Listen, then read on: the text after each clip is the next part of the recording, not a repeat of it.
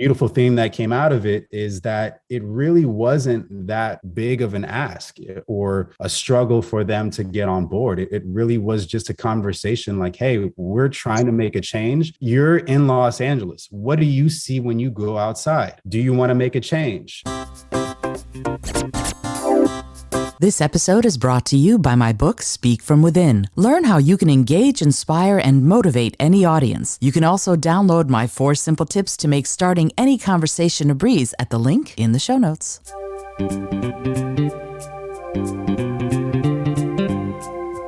Hello and welcome to the Creative Solutions Podcast. I'm your host, Izolda Trachtenberg. Whether you're writing the first sentence of a book or solving the climate crisis, to get people's attention, you need to tell your story creatively. On the show, I interview peak performers who are coming up with those creative stories and solutions. Through creativity, compassion, and collaboration, they're changing the world. I also bring you ideas and techniques to unlock your potential to do the same. And now, let's get to the show.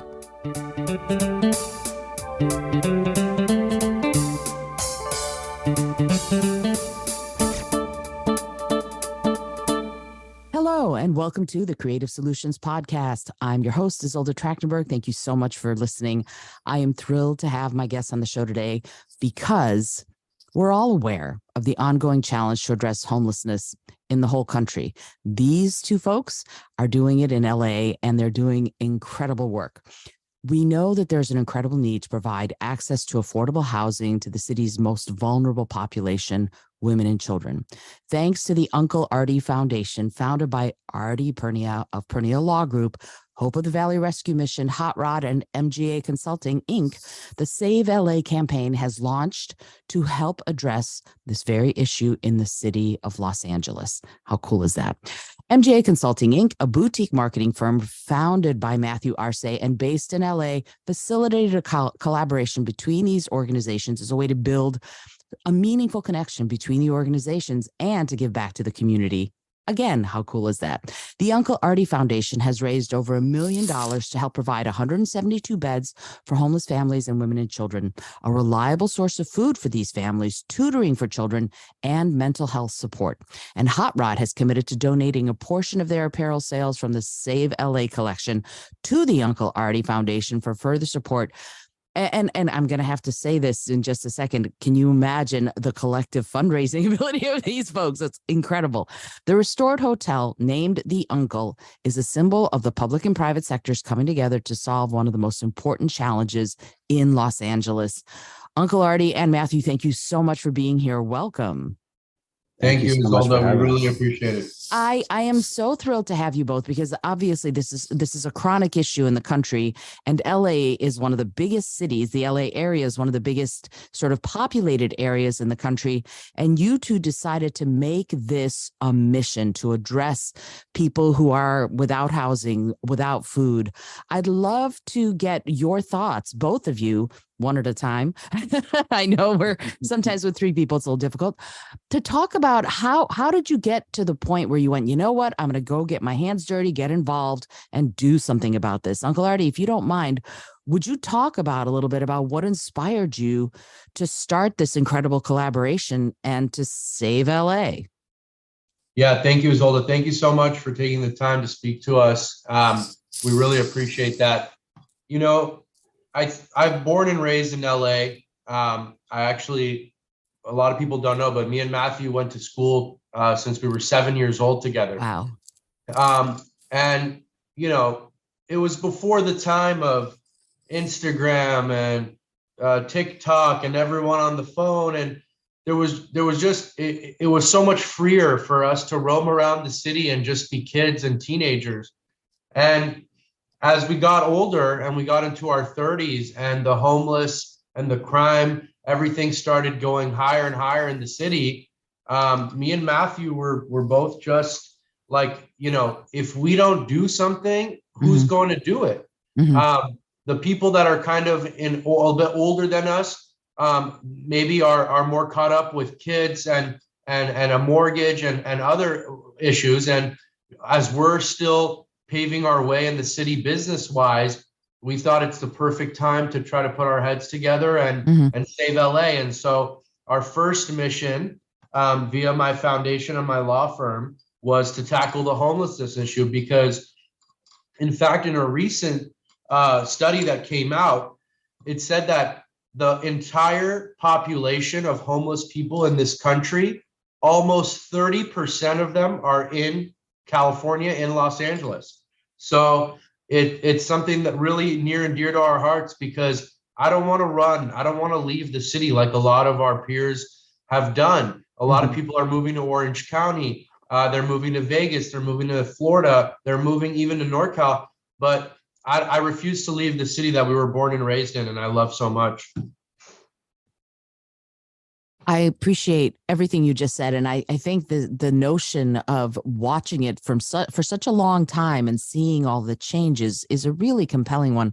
And I definitely want to get back to it. But I'd love, Matthew, if you would give your answer to that same question. And if you need me to repeat it, I so can. What inspired you? What inspired your part of this to get together with Uncle Ardy and really focus in on this aspect of saving LA? No, thank you so much again for having us on, and we really appreciate it. And my pleasure.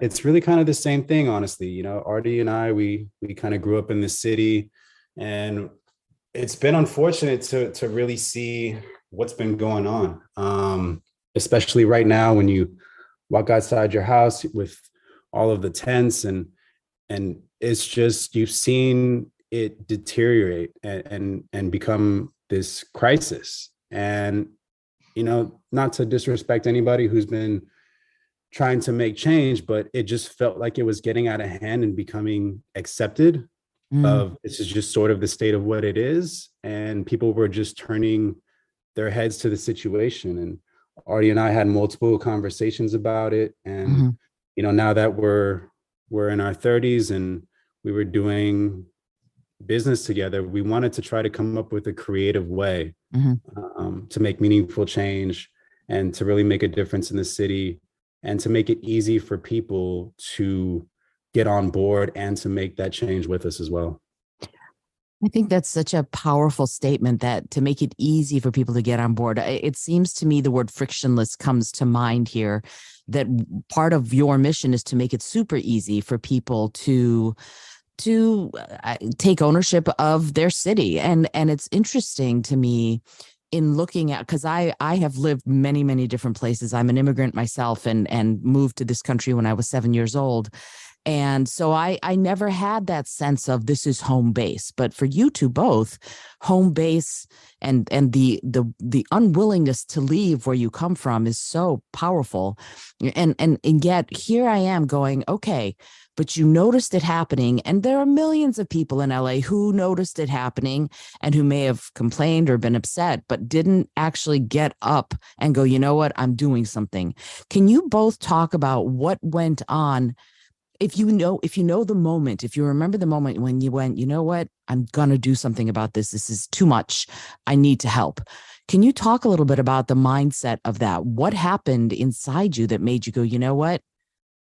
If not now, when? And if not me, who? Right? Uncle Ardy, do you have a thought about that? Yeah, actually, Izolda, I love how you brought up the immigrant point, because it's a very important one. My family too immigrated to this country after the Iranian Revolution in 1979, and from what everyone has seen transpire in the last few months there, you could see that nothing's really changed, and it's 40 years later. And so, but it's a really important point in the sense that, you know, this country was built on the fact that it's a safe haven for everybody, and the doors open, and not only metaphorically, but literally opportunity wise. And a lot of people don't know, but I'd say over 90% of the population of countries like Iran, they love America. They love the West. They love everything that we stand for, but they would never believe the status that so many people that live side by side with us are living in our major cities. And until we address that, how can we be a safe haven for anybody when you want to escape another country where you can't even dress a certain way, but then you come here and you're afraid your car is going to be stolen, or there's going to be a trash can lit on fire down the street from your home. So I think the immigrant part is a really poignant issue, and an important one, which is also what made me want to do something. A lot of people don't know, but for my family, for 7 generations back in Iran and Persia, before it was even called Iran, they were part of the government, of the people, and they really built the country. So my whole life, I felt like I have this civic duty ingrained in me. And I didn't know how I would give back and what I would do, but everything just developed to lead me to this point where, we have enough power and connections in the city via my firm and MGA Consulting's connections that we brought so many people together. And I said, Matt, let's put this burden, for lack of a better word, on our back, on our shoulders, and let's go all the way, because it's just in me. I love that answer. I'm like, you're going to, by the way, both Sorry, I'm getting deep over here. No. That's exactly that's exactly what I'm hoping for, because you're going to hear, I'm going to tell you now, you're going to hear me pause periodically. I believe in the power of the pause and the power of taking a breath, because I'm taking it all in. So if you hear me like not say anything, it's because I'm going, yes, this is wonderful. No, I really appreciate what you said. And we're both immigrants having different experiences, but at the same time, that notion of wanting to be here and wanting to be involved in helping improve things for other people, it's ingrained. And I appreciate you saying that, Uncle Ardy. It's so important. And yet there are stories, millions of stories of people coming to LA with hope in their hearts who didn't have an outcome that was as positive, and who still don't. And so it's wonderful to me that you're doing this. I appreciate it very much. Matthew. Oh yeah, no, I'm honored to be talking to you both. Matthew, do you have a thought about that answer? I know the question was asked a while ago, but it was really about that moment, that instant when you went, you know what, it's now and it's me. I'm going to get involved. Yeah, honestly, I think it was a combination of a couple things. Growing up and not only living in a lot of different areas of Los Angeles, it was kind of this thing where you would walk outside and it seemed like every month you would just see the situation get worse. You would see different people, like I said, in tents, or the tent started to grow, and it really started to feel like it was getting out of control. And I think there was this consensus in Los Angeles where it became this running joke of, oh, things are getting out of control. And you started to almost feel as if some people in Los Angeles, they started to grow a sort of annoyance or hatred towards, these people. And for me, I kind of looked at it as this is insane. These are people. We need to look at this from a standpoint of compassion and empathy. And these are people that need help. And from the conversations that Ardy and I had, I think, along with, the gratefulness that we had for the success that we had with business, I think it's also important to look at the situation. Okay, how can we serve others? How can we make a difference in our community and in our home?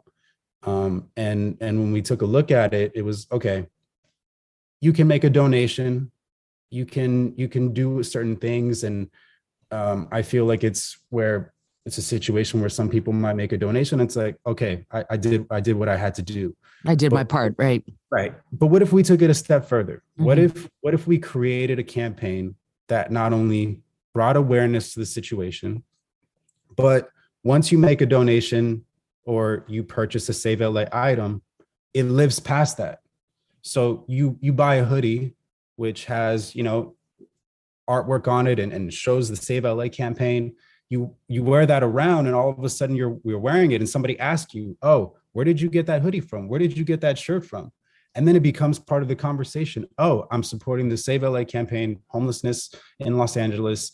and it lives much further than the original conversation, and brings more awareness to this crisis that we're dealing with, and hopefully gets a lot more people on board to join in and possibly inspire others to do the same. Yay. I nominate you both for president. No, actually, Izolda, I have one more thing to add. Yes, please. Matt is much more diplomatic than me. I'm going to just take it a step further and challenge the listeners and really, and the whole country to listen up. You know, it's so easy for everyone to take. And I tell Matt all the time, especially in my business, being in the service industry as an attorney, as a plaintiff's attorney, and dealing with a slice of our general population. We have over 2,000 active clients in my firm right now. And what I'm seeing is it's like everyone wants to take, but when is it that you give back? When is it that you do something, not necessarily for how it's going to benefit you directly or monetarily, but when you do it because you're a good person or a good citizen or out of the goodness of your heart? We need more of that in 2023, because what I'm seeing in our city, in our country, in our world is like this self-fulfilling prophecy of all those sci-fi movies, you know, like Blade Runner, when it goes into the future, or whatever sci-fi movie you want to look at. We're literally, our world is turning into that. And it's like 20 years ago when we watched these movies, we thought it was so far from our world, but we are heading right for that. If everyone who's a good person and has the means doesn't start helping those who don't have it. Well, first of all, yay, I agree completely. Second of all, you mentioned my favorite science fiction movie. Thank you so much for that. But you know what's interesting, though? I have to say, some of this, you two have decided that this is your cause, and I think that's amazing. But I think there's a lot of fatigue out there. People feel overwhelmed about, there's so much to do. There's so many different things and causes that need help all the time. The people are getting tired. And so what you said earlier, Matthew, about being frictionless, about it being easy to get involved, your point is well taken here. It sounds like you two have made it pretty easy for people to get involved. And that leads me to my next question. What are the steps? How can someone who goes, you know what, I want to get involved in the Save LA campaign, whether they're in LA or like I am in New York City, how would they do it? So it's actually pretty simple.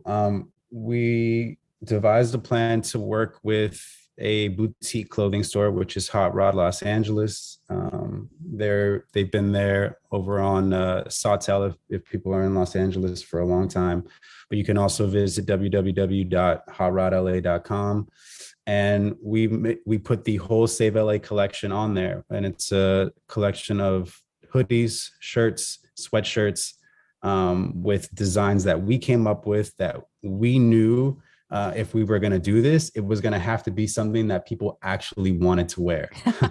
Ardy and I had a lot of conversations. It was like, if we're going to make a clothing line that's going to promote this whole thing, and Ardy and I sat there countless hours looking over different designs, coming up with different artwork for the hoodies. And we're extremely proud of the collection. We're extremely proud of what we came up with. And if you purchase it, we do everything on the back end. So all of the things that we're working with, we're also working with an organization, Hope of the Valley, that's been fighting this fight for about 15 years. And that was another thing that Ardy and I wanted to make sure that we did, because we were so new to the space and really trying to make this change. So we wanted to make sure that we partnered with an organization that has been doing this for a long time, where we could learn from, that could give us the resources and the information that we needed to make meaningful change in a shorter period of time. Yeah. And it's interesting to me, this is the Creative Solutions Podcast, la, la, la. So what's interesting to me about that specifically is that you came up with an artistic creative solution, right? This is something that's going to be fun for people to get involved in, because it's something that's wearable art in many ways. And I think that is so important, especially sort of in the TikTok generation, where people are putting what they wear front and center and, as part of who they are. So I think that's amazing. And I'm going to ask you both if you would get me pictures so we can put it on the show notes, and the people who come to this episode will be able to see those, and perhaps if we put links in to order them, people can order them and stuff to sort of make it even more frictionless for people to get involved. And so that's one way, and I love that. But you two also sound like you're doing fundraising in other ways. Do you have any other ways that someone who's starting a nonprofit or who's got a nonprofit might do it? They might not all have the artistic bent you two have to create something like a clothing line.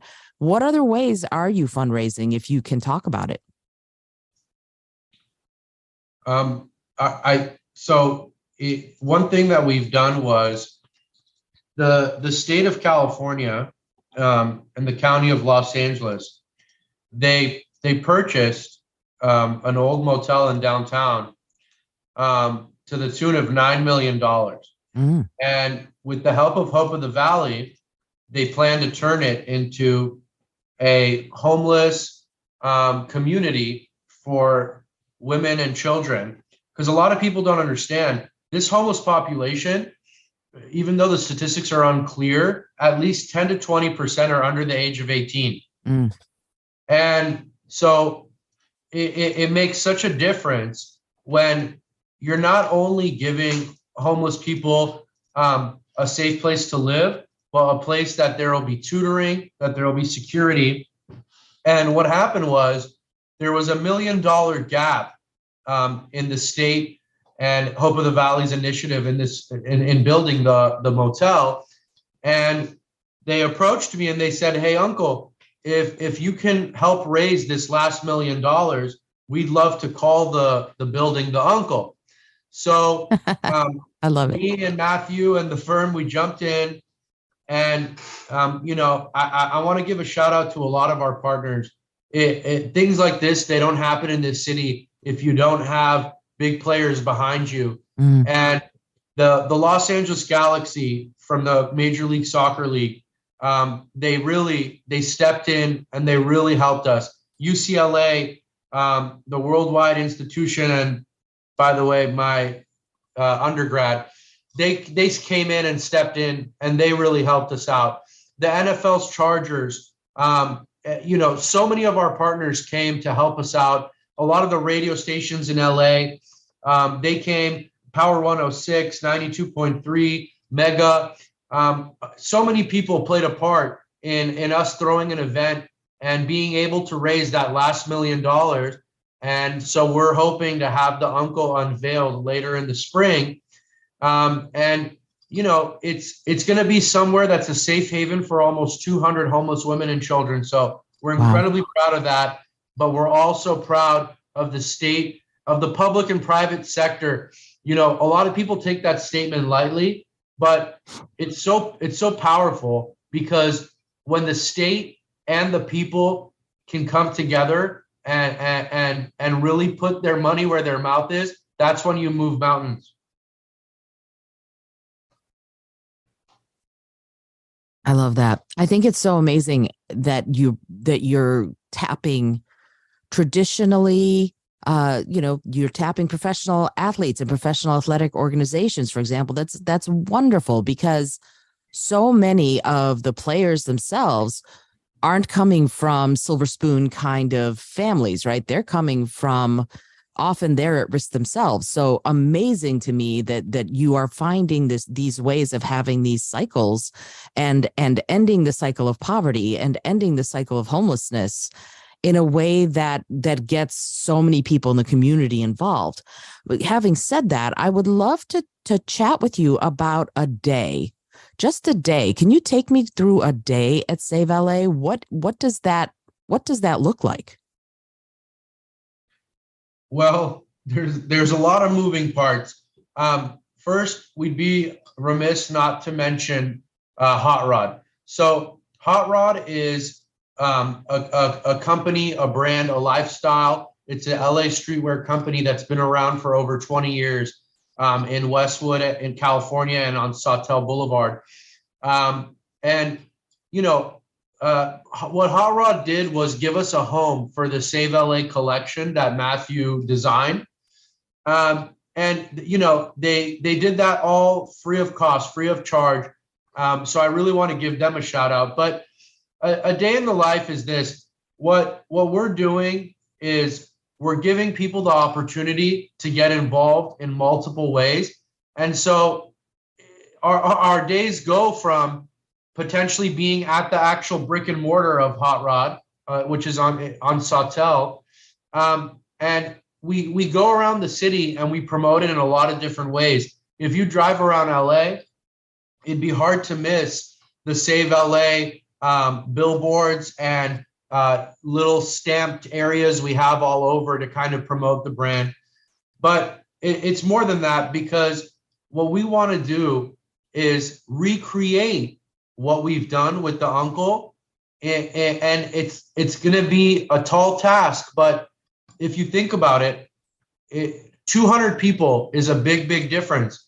But if people of means came and joined us and multiplied the efforts times 10, then all of a sudden we're talking 2,000 people out of a population of almost 20,000. That's 10%.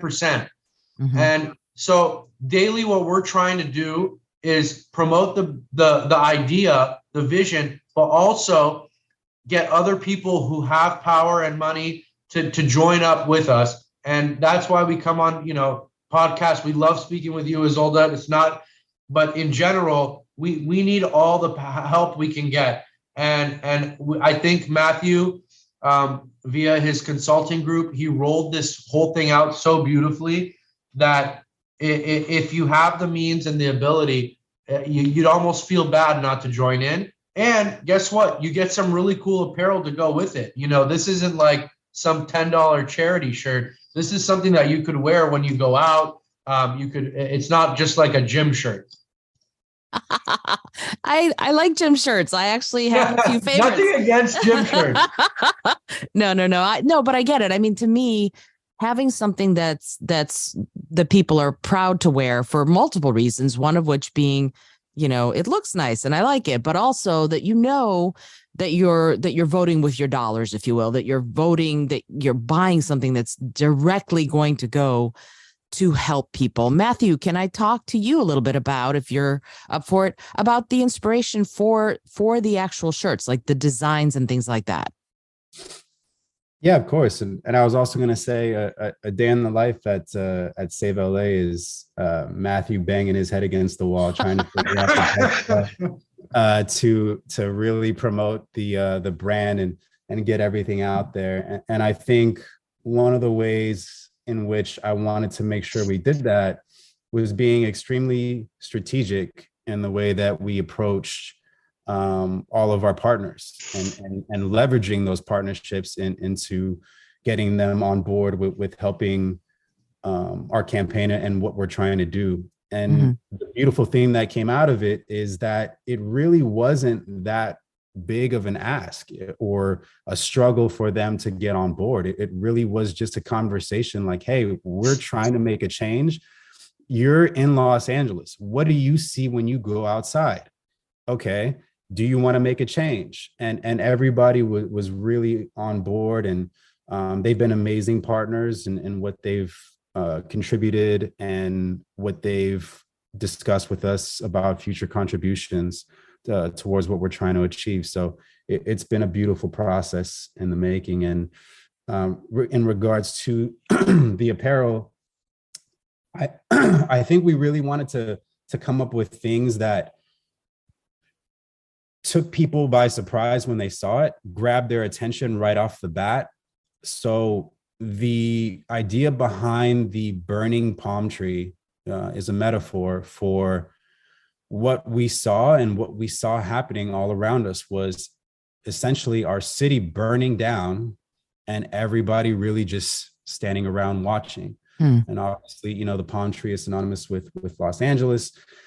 So we came up with the fire palm tree logo, and everybody that we showed it to automatically fell in love with it. And the way that it pops on the back of the hoodies, the way that it sort of stands out, it grabs your attention to the point where people are are asking that question. Where did you get that hoodie? That's really cool. What is that? What is Save LA? And that's exactly what we wanted. We wanted people asking the question, and then the folks that were generous enough to hop on board to support our campaign, they're living through us and they're continuing to tell our story. And it really is their story. All of us that live here in Los Angeles, anybody really that wants to make a change anywhere, this is something that that you can tell to other people and show that you wanted to make a change as well. And because I have such a deep love, and Ardy has such a deep love for our city of Los Angeles, I really believe in a lot of ways that this whole campaign and the idea behind it and the way that we're trying to execute it and continue to make change, it was really our love letter to Los Angeles.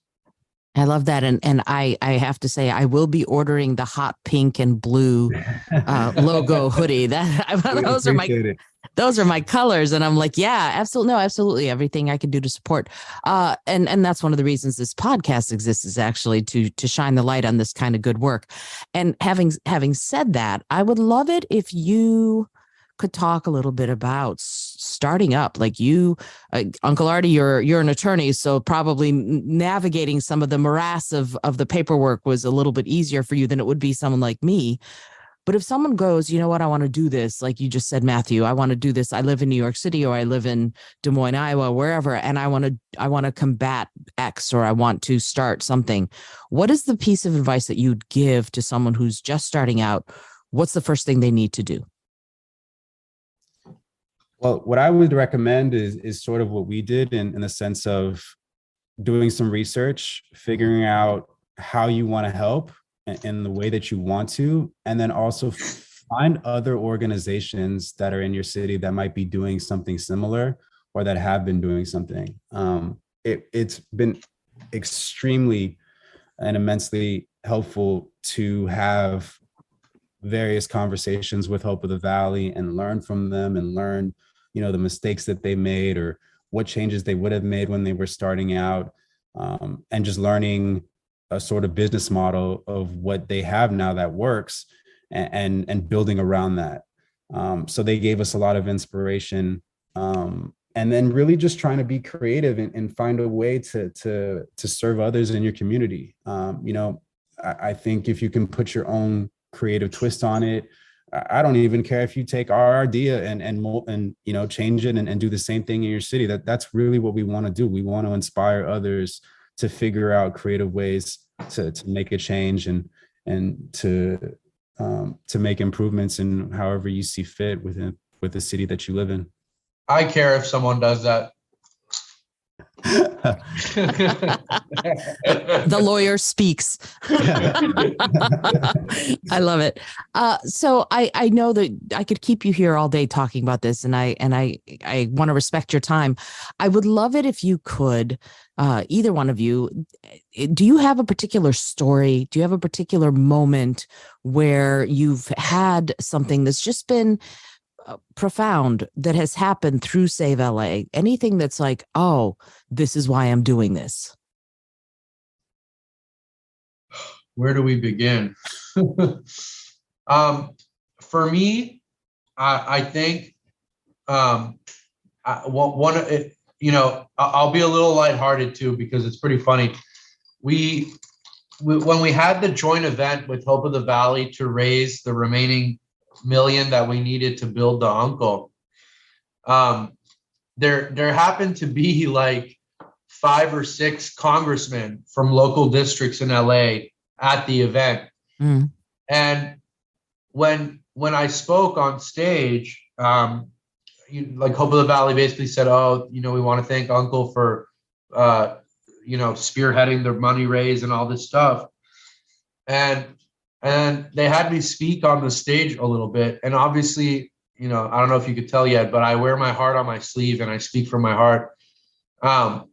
And after I was done kind of speaking, I walked off the stage, and 2 of the congressmen, they came up to me and started asking me, what district am I running for? And in a panic, that I'm coming for them. And I say it in a lighthearted way, but it meant a lot to me in the sense that, you know, I really believe that if you do something and your heart's in it, and you can galvanize people to get behind you, that's when you can really make a difference. You know, so many people, they have a nonprofit and kind of to go back to the question that Matthew answered for you, how do you get started, this and that? Well, first, you need to really look inside yourself and think, am I doing this because I really want to, or am I doing this because I want to be on Izolda's podcast and on the LA Times? So, and that's how we end up here with you, because you comb through the people that are just doing things to do it, and you find the people that are really doing something to make a change. So that moment was really important for me, because I was like, man, we even have congressmen shaking in their boots. That means we're on the right track of doing something big. This episode is brought to you by my book, Speak From Within. Learn how you can engage, inspire, and motivate any audience. You can also download my 4 simple tips to make starting any conversation a breeze at the link in the show notes. You're on the right path. Absolutely. I love that. Matthew, do you have an answer to that question? I do. And I think it's sort of in the same vein, but a little bit different. I think it was for me. And I think this is something that I also want to convey to people that might be starting something or trying to create your own campaign where you are. When we first started this and when we first launched the campaign, I can't tell you how much work went into it, how many nights, hours, days that Ardy and I put everything into this. And I'll be completely honest, when we first launched it, it was not a success. We did not see an outpouring of support right off the bat. And it broke my heart. And I had a conversation with Ardy, and I think we could have easily just been like, okay, wrap this up, let's move on to something else. This didn't work. But we did the exact opposite. We doubled down, put more into it, continued to try to spread the word. And now it's been a lot more of getting support from others, people getting on board with what we're doing. And I think that aha moment, or that moment that showed me that we're on the right path and we're doing something that is inspiring others, is exactly that, is that I would get a lot of messages from people saying, hey, this is amazing what you guys are doing. This is incredible. Hey, I was inspired to do this. Or people that I don't even know, that from another state, that were buying hoodies and then sending us messages saying, hey, this is incredible. By the way, we love the design. We love the artwork. So it just not only gave us that confidence that all of our hard work, really meant something to other people, but also that it was inspiring others, and everything that we put into this, we were getting back. I'm so grateful that you said that, because I know so many people who really want to start something and make a difference don't get that traction that they say you need to have, and then just get beaten down by it and give up. And it sounds like you two went, oh, you think we're out? I don't think so. And then you kept going. And I'm wondering, did you pivot? Did you go, you know what, we've been approaching this way, but now let's approach it a slightly different way and think laterally and come up with some of those creative ideas and creative solutions to make it more enticing to people? Did anything like that ever happen? Or did you just go, you know what, full steam ahead no matter what? I think it was a combination of both. I think it's like everything else in life. It's trial and error. But you gotta put yourself out there. You gotta make the best plan that you can, and then just start. And when you see something that might not be right, you're like, okay, let's make this adjustment. Oh, okay, this didn't work.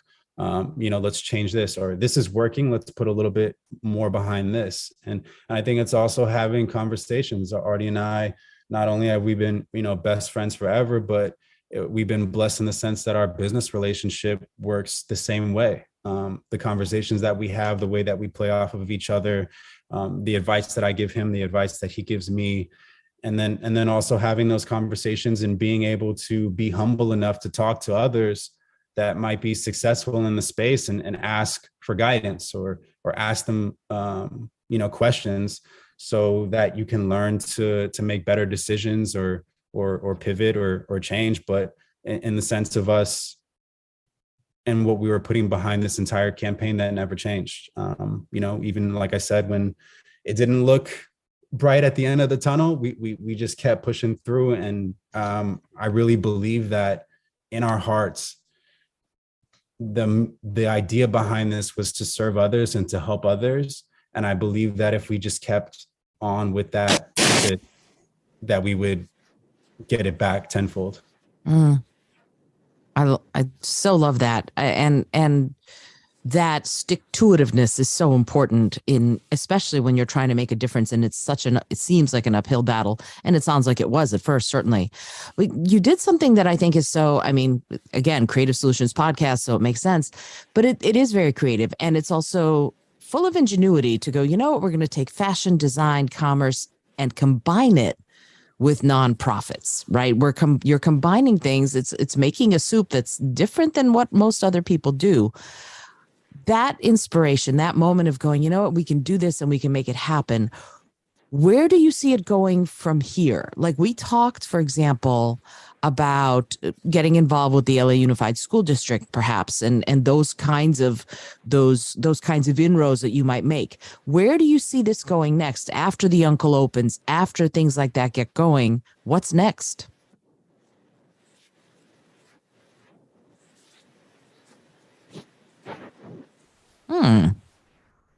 Uncle Ardy, Matthew, either one of you there? Sorry about that. I think something was wrong with the mic. I think one of the beautiful things about this campaign and what we're doing is that we really don't know where this is going to take us. I think the first issue that we wanted to tackle was homelessness, because it was such a major crisis and such a major issue in our city. But I think where this can go from here, it's so exciting. I feel like there's so many issues in the world that need help, that need our attention, that need compassion, that need empathy, that need change. And I think we will eventually grow the campaign. And my hope is that it'll go even further. Right now it's Save LA, but I think there's a lot of cities that need saving and a lot of other places that need saving as well. So I think it'll grow from there. But I think education is definitely on the agenda for us. I think it's definitely something that we're focusing on in regards to the encampments that we're working on building. It was a huge focal point for the Uncle and getting tutoring for the kids within the Uncle, as well as a lot of other things that are important, like mental health facilities. So a lot of these things are on our agenda. And I'm just excited for the fact that right now we're getting a lot of recognition and building and creating a lot of awareness on this issue. So I know that, in the next couple of years, from what we want to do and the changes that we want to make, I think it'll be, this is going to give us the momentum to push through those issues as well.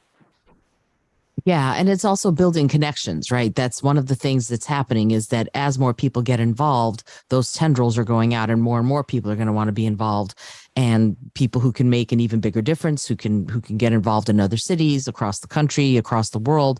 These are all things that are possible, and you two are spearheading it. And I think that's amazing. And I know people will want to get involved. And before I ask my final question, because I have a very specific final question that I ask, I'm wondering if you could give me a link or something where people could go. Let's say they want to buy a hoodie. Let's say they want to get in touch with either one of you. What's the best way to do that? All of that stuff will be in the show notes, but people learn differently. So I like also, if you wouldn't mind, having you say what the best way is to get in touch, to get involved.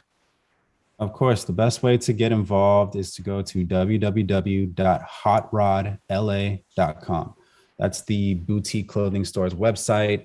As soon as you go, there's actually a video that plays of Ardy and I talking about the Save LA campaign. You can easily access the Save LA collection and visit and see all of the different hoodies and shirts that we have available. And I am actually working right now on creating some new apparel that will be coming out in the next couple months. So definitely excited, and we'd appreciate everybody's support. Awesome. All right. So, Uncle Ardy, I'm not sure if you're still with us. I don't know if something's going on with your mic, but hopefully you are. And if not, maybe we'll record this last part later. But here it is. First of all, before we finish, I'm so grateful to both of you for the work you're doing, but also for taking the time to be on the podcast. And I mean, that's it. What else can I say except for you have my gratitude? I think it's amazing work that you are doing to help people. And the other thing, I can't know. And Uncle Ardy's going, remember, I don't edit, so I'm just going to talk about it. I cannot hear you. Something's going on with your microphone. So I'm not sure what that is, but maybe Matthew can answer this question first, and maybe Uncle Ardy will be able to do it. Yeah, he's not listed as muted on my thing, so I don't know what's going on. Maybe I will edit this whole part. So yeah, there's something going on with your microphone. I'm not sure exactly what's going on there, Uncle Ardy, but you can at least hear me, and perhaps we can have you. Yeah, that's great. You can answer the last question, and I will ask it. You can type it, and I will read it. So here is the question, and this is for both of you. Matthew, since you are on mic, you can go first if you don't mind. The answer to this question is often, it's a silly question, but I find that it yields some profound answers. And the question is this: if you had an airplane that could skywrite anything for the whole world to see, what would you say?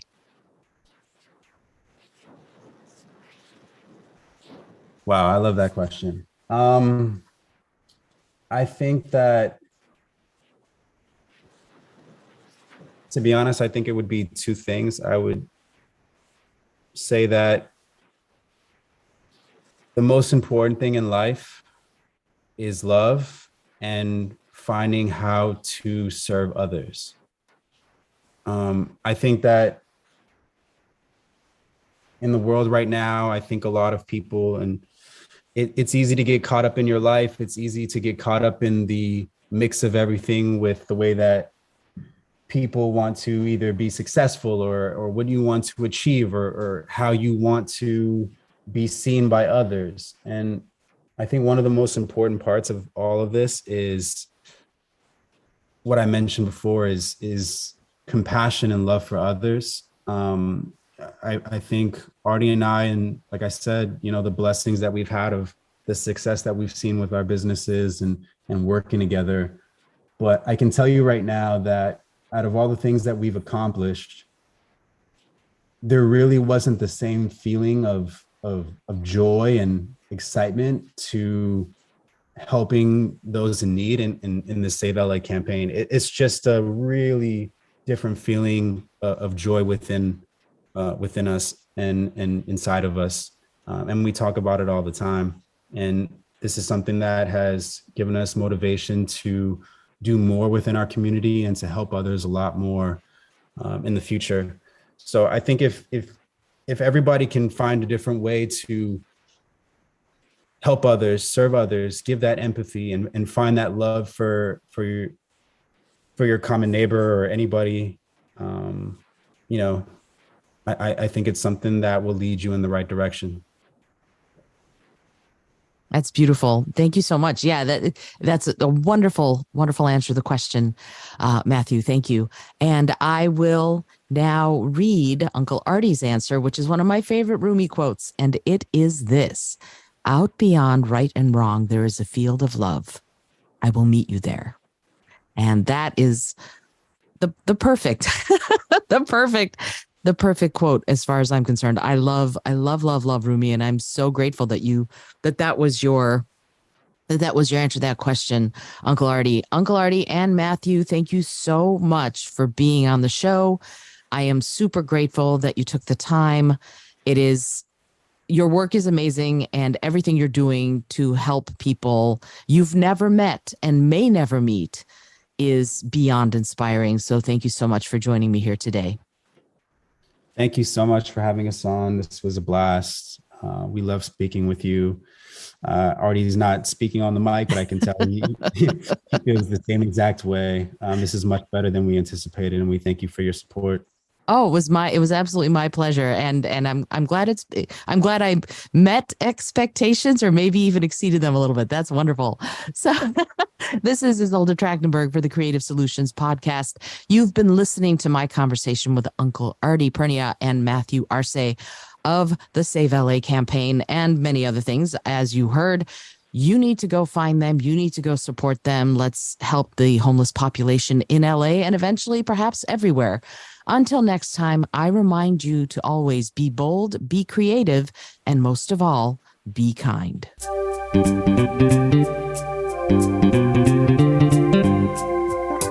Thank you so much for joining me today. I really appreciate you being here. Please subscribe to the podcast if you're new, and it would mean the world to me if you told a friend about it. Today's episode was produced by Izolda Trachtenberg and is copyright 2023. As always, please remember this is for educational and entertainment purposes only. Past performance does not guarantee future results, although we can always hope. Until next time, keep living what you believe in.